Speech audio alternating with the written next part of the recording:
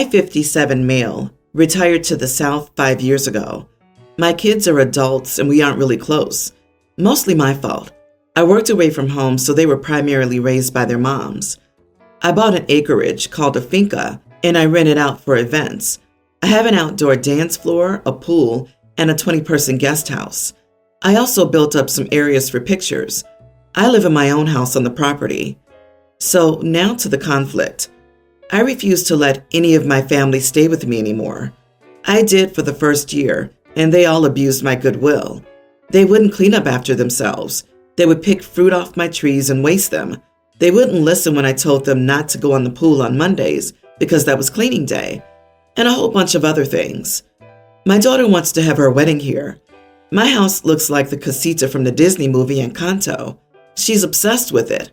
So she wants to have a destination wedding on my property, which I would be fine with, I think. But then she tells me her guests will stay there for a week before the wedding, and that since they're paying for the flights, they shouldn't have to pay for a place to stay as well. Yeah, I'm not super happy about that. So I say that they can do it one of two ways. They can pay me to have extra stuff on hand to clean up after them and cook for them, or they can have the ceremony, pictures, and reception here, and then stay at a hotel. I even volunteered to pick up the bill for the hotel. It would cost me more than what I earned from renting out my place, but it would be worth it not to deal with the headache of entitled people. I let her bring her friends down here when she graduated from university, and they left the place in shambles. I found an entire bunch of bananas in the pool. Not a bunch like in the grocery store, like 60 bananas. They ripped them off a plant and threw them in the pool. These were all human adults. Her mom is calling me an idiot for holding it against her. My son, her half-brother, is posting about how I'm just a miserable guy, sitting down here and not wanting to see my family. Not true. When he came down with his girlfriend, I put them up in a nice hotel about 20 minutes away. Why? Because I had to pay my pool guy to fix my filter pump because his girlfriend's panties were stuck in it the last time he came down. I know I sound like a grumpy old man, but I don't think that makes me an idiot. I was so ready to call you an idiot. Then I got halfway through and thought, maybe, but you're offering to host the wedding and pay for hotels because they trashed the place last time? They're all acting super entitled to get mad about this and just incredibly spoiled and rude that they've acted this way at your place. You are not the idiot. That was my exact journey through the story. OP is entirely reasonable and is in fact practically bending over backward to find a way to make his daughter happy while also not being screwed over by the repeated bad behavior of the people who will be the guest. I wouldn't want to see my family either if they were like these idiots. And a week before the wedding? I'm sorry, nope. Tell them the casita is closed to them until they learn basic respect and basic manners.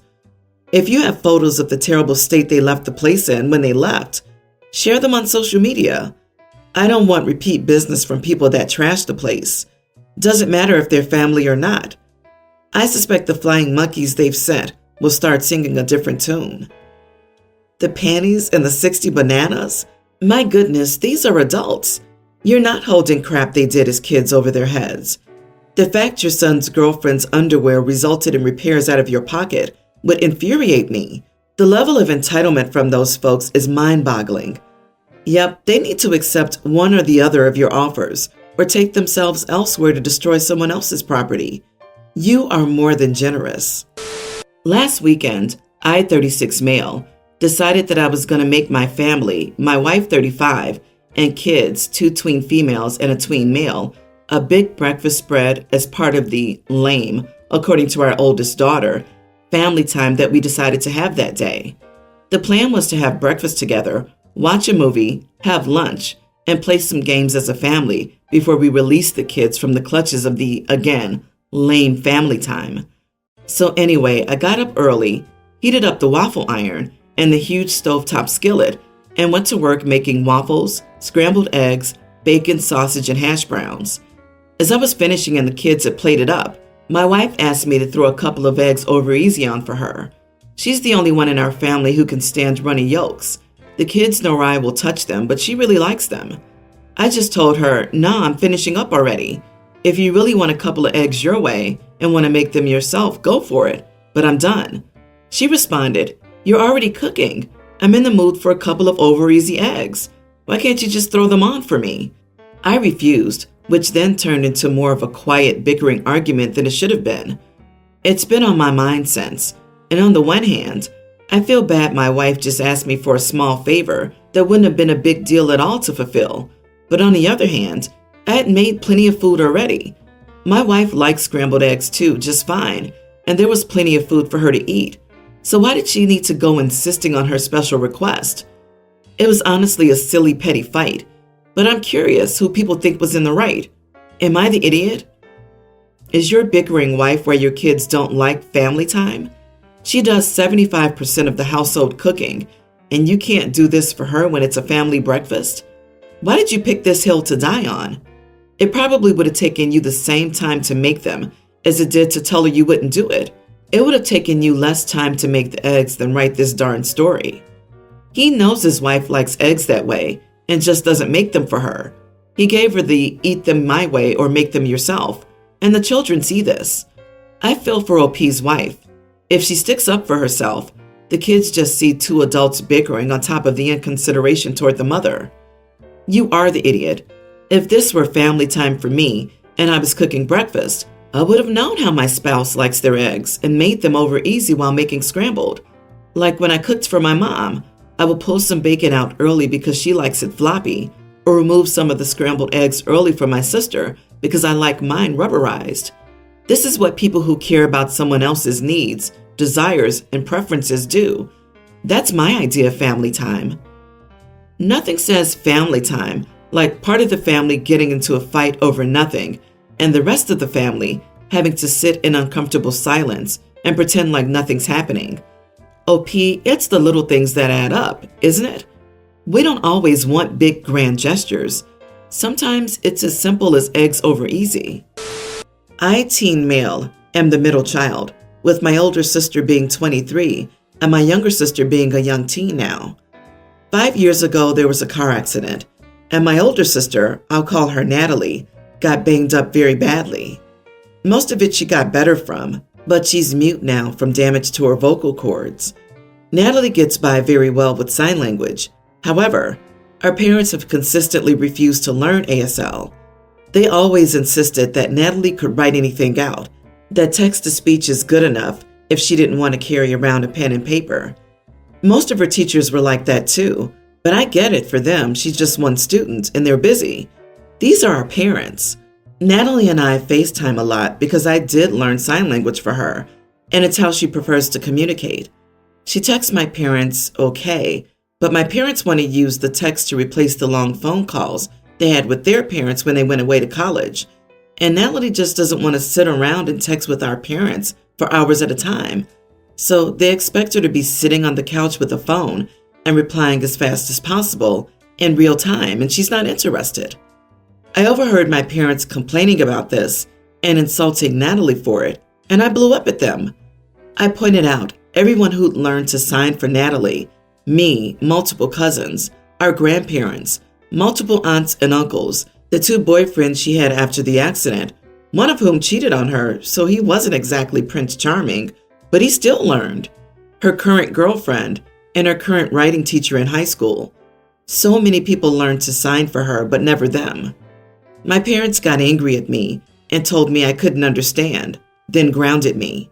Then both of their sisters, who never agreed on anything, called to tear into me. They told me that my parents both worked full-time, had 3 kids to raise, both had church responsibilities, and that Natalie and I were brats for expecting them to learn a new language on top of that. They sarcastically asked me what clubs and sports me and my little sister should have lost so my parents could spend time learning a new language when Natalie's hands worked fine. My aunts never agree on anything. We can't have activities with both sides of the family because they're so bad, but they both agree that Natalie and I are awful. So I guess I just wanted to come here and see if you would all concur that we're unreasonable and that I should apologize to my parents. Not the idiots. Parents should have been the first ones to learn ASL. If church responsibilities are more important than parental responsibilities, They should get a reality check on what the church teaches them. Also, it's not Natalie who wants those long phone calls, so they have to find the solution, not Natalie. Yeah, no church I've been to would ever prioritize commitments made over the health and well-being of their child. Holy cow! The length of the conversations they want is what stood out to me. If they're so busy they can't spend time learning ASL for their daughter, how do they have time for those long phone conversations? If they have time for those, it's by text, so they can send their messages and try to learn in between. My aunts never agree on anything.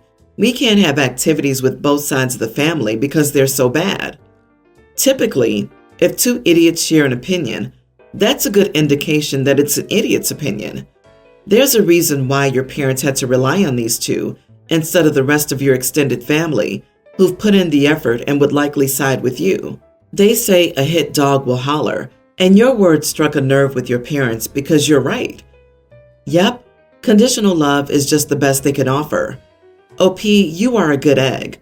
Please preserve this for yourself despite the social pressure of your family. You and Natalie should have a plan though, and play this smart. As long as you're financially dependent on your parents, they have considerable power over you. The more I think about it, the more I feel bad about it, and the more I feel like an idiot. My whole life, my mother has compared me to my older sister. She would always put her on a pedestal and praise her. I could literally never win with my mother. Nothing was ever good enough. I was constantly criticized for everything. When I got engaged, things changed. My mother was excited and wanted to be involved. My partner and I wanted to elope, but my parents said that they'd pay for a small wedding as they paid for my sister's. I finally had the attention I craved from my mother, even if she judged me for everything. My sister would make snarky comments. I knew she wasn't used to not being the center of attention when it came to our mother. On my Mendy night, my sister said she had an announcement while I was getting ready. She announced that after years of infertility, she was pregnant. Everyone was super happy and started congratulating her. It was like my mother had forgotten about me. The rest of the evening, she neglected me, and my sister loved all the attention she was receiving. I get that it's exciting. She's finally pregnant after how long with the first grandchild? But this was calculated. She purposely did this at my event. Once everyone left, I contacted my partner to tell him what had happened and how upset I was. He understood why I was upset and suggested we go with our original plan and get Islamically eloped. I knew my sister would pull something else at the wedding, and my mother had messaged me once. I was tempted, but was worried about my parents spending so much money and things being non-refundable, so I called my dad. My dad understood how I felt and said to go for it. Luckily, we had a daybreak. My dad contacted the imam, and the next day my partner and I went with my dad, my uncle, my partner's brother, and my uncle to the mosque, and then went out to eat. It was honestly perfect, except my mother started calling me, so I blocked her. My partner and I booked a flight to Sydney and left. Once we got there, I unblocked my mother and told everyone on Instagram. Mine and my husband's phones have been blowing up with calls and messages from everyone calling me immature and a brat for doing what I did and disrespecting my mother. My mother's messages are all about me embarrassing her and everyone gossiping, and all the money she spent and booked on stuff for me. I feel like an idiot because I wasted that money, even though my dad said it was okay and they could still celebrate just without us. I feel bad for my husband. Everyone talks about how he married an immature brat. I couldn't fully enjoy this spontaneous trip, even though my partner and dad told me I should block everyone and enjoy my holiday. I may have overreacted. Am I the idiot? Not the idiot, because it sounds like you only went through the traditional wedding in the first place to appease your mother. I find this perfectly timed grandchild after years of infertility to be suspicious. Do you have anything other than your sister's words to confirm she's pregnant? Even if your sister is pregnant, she doesn't need to take over your event. The announcement could have happened at another time. Shame on her. Your dad gave you the green light and protected you from further problems. He clearly doesn't care about the money. Your sister is your mother's golden child. My only concern is the wedding guest. The fact that your dad immediately supported you should tell you something. I'm going to give you a piece of advice from someone else who has a supportive dad. They see things. They know things. They might not tell you or outright admit it, but they know. Your father telling you without hesitation to go for it and then coming with you to the ceremony without your mother, to me means that he's seen the inequality in the treatment between you and your sister. He will probably never admit it, but he loves you, and his support, especially in defiance of your mom, to me, says more than anything else ever will. I don't know if you can get therapy or counseling where you live, but if you can, please look into it. This kind of behavior your mom displayed does invisible damage to your self-esteem and your self-worth, especially having built up over the years. Good luck and congratulations on the wedding. Enjoy your vacation. Update. Thank you everyone for your kind words and congratulations. You guys have helped me put things into perspective. Everyone's talking about my dad and cherishing him. Don't worry, I do. I have the best Abu. He understood how I felt and helped me get the wedding I wanted. I've been enjoying my time with my new husband in Sydney. The weather's been kind to us. I don't know what the weather's like back home, but I hope it's raining. I dropped my son off at preschool yesterday morning, and one of the other mothers walked by with her daughter. She's pregnant. My son asked me why she was so big. I said that she was going to have a baby and the baby's inside her for now, but we shouldn't say people are big because it can hurt their feelings. My son asked why the baby was inside and how it ate. I said babies grow in mommies until they're big enough to be outside, and that mommy eats food, and her body turns it into baby food that the baby gets through a tube. Then I poked his belly button and said that this was where his tube used to be. My son thought that was hilarious. We then put his stuff in his cubby and I left. After school that day, I got a message from another mom saying that I was gross for talking like that in the classroom. She said her son heard me and was asking her inappropriate questions. She said I shouldn't be talking about pregnancy with young children, especially boys, and I had no right to expose her son to such topics. I try to respect everyone's parenting choices, but is it reasonable to police what I say to my child because your child might overhear? I don't think the subject was inappropriate for the public. Not the idiot, and it's extremely gross that she thinks, especially boys, shouldn't know the basics of biology. Boys have an equal part in the process. You answer questions in an age-appropriate manner when asked. If she wants to pretend the stork brings babies, that's her problem. But you did nothing wrong. LOL, definitely not the idiot. You handled that perfectly. That other mom has some issues. She'll probably be homeschooling soon to avoid exposing her child to the basic facts of life. And oh, the horrors, science. She's nuts. If they're old enough to ask, they're old enough to know.